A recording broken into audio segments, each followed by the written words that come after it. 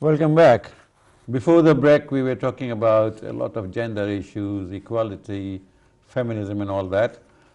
We take a break from there and we go to Brexit. Uh, Amrit, you said you voted for this and I said I voted for that, but now it's all of academic interest. The country has decided to go for a breakup of the relationship. And how do you see that? Are we going to gain or are we going to lose? Some young people say that we are going to lose. Well, I think certainly if there's no freedom of movement, we're going to lose. Yes. But I think my main concern as a South Asian person in this country is that Brexit has really unleashed and emboldened the racists, you know, and the fascists. And we are seeing attacks every day.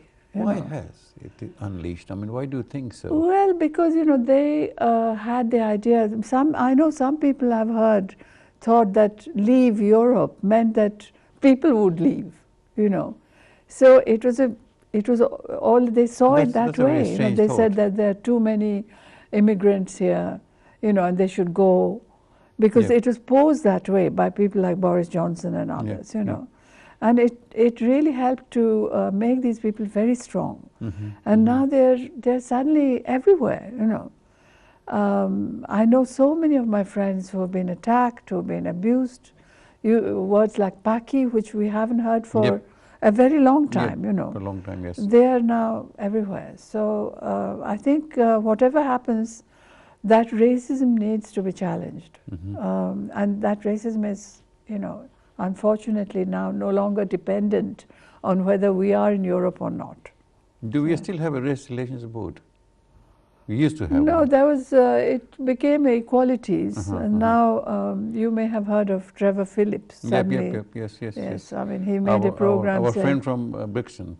Yes, well, I mean, he's now saying that, you know, we shouldn't bother about words of abuse because political correctness has gone mad. So, you know, that means where do we stand? I mean, I think it's awful to see somebody who has a black skin but talks like a white man.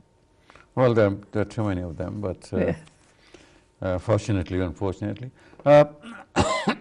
We were talking about Asia and South Asia, and a particular news item is always in our newspapers about Rohingya, the displaced people from Yangon, from Burma, from Myanmar. Rangoon is Yangon.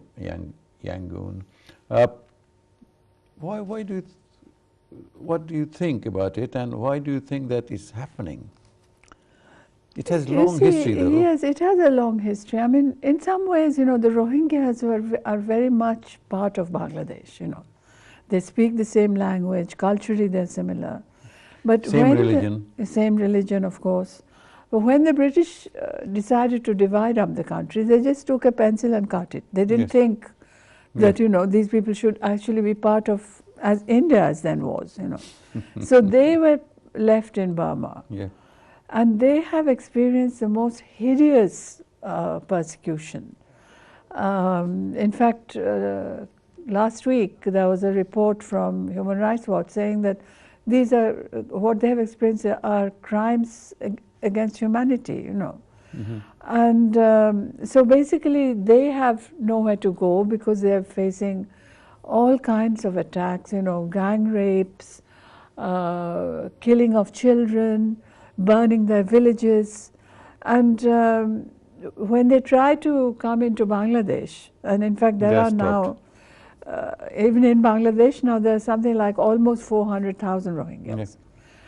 And sadly, the Bangladesh government does not want to take any responsibility. In a way, you can understand Bangladesh is not a wealthy country, they don't want more people, but at least they should register these people as refugees with the UN. Then they would get some assistance. But they're refusing to do this. Why, I don't know.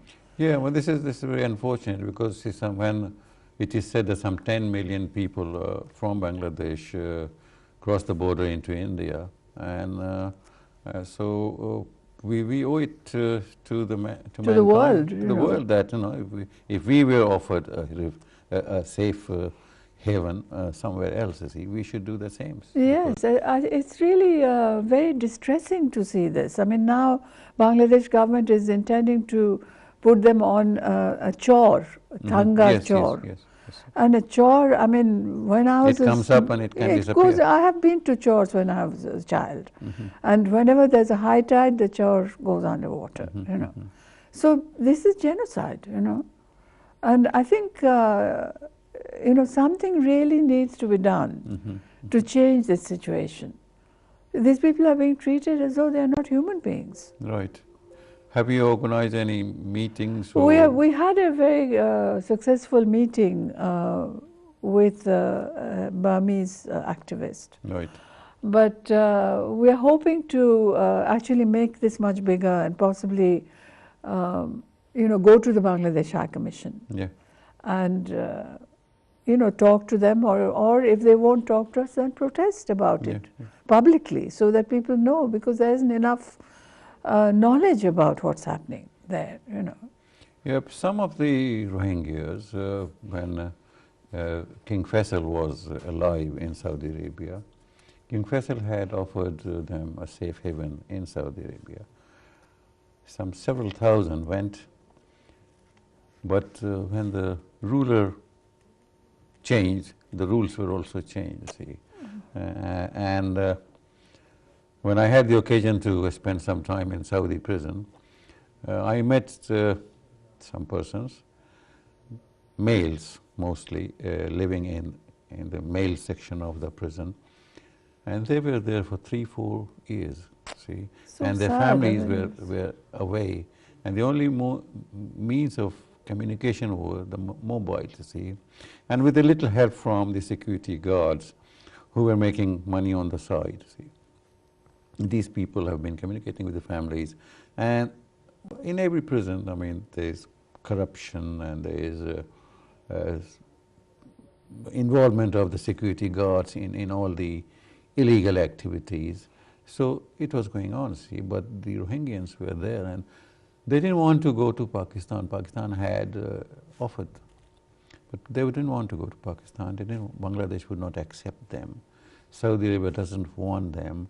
So I said that, what do you want to They're do? stateless. Stateless people, you see. And 300, so I met, at least there were at least 2,000 to 3,000 persons in that particular prison. See. Terrible. And I mean, now in Bangladesh, there's something like 200,000 to 300,000 people, Yes. stateless people, with nobody bothers about them. Some of them had gone to India. Now Modi is saying they have to go back. Yeah. Where will they go? But to be honest, I think it's the duty of the Bangladesh government to take them and not to put them on that chore, because, everybody knows about climate change. As you suggested, that if they registered them as refugees, international agencies, particularly United Nations, would help them. Of course. And in turn, Bangladesh will earn a very good name, and the image will go up. I think, somebody should explain to the Bangladesh government that what they are doing is not really good for their image, apart from being a horrific crime against humanity. Because if those people are sent to that chore and they die there, I mean, that would be a major sort of, it would be a crime against humanity. You said something about Mr. Trump on that side and Modi on this side in Asia, see, and they said that things are not looking very bright.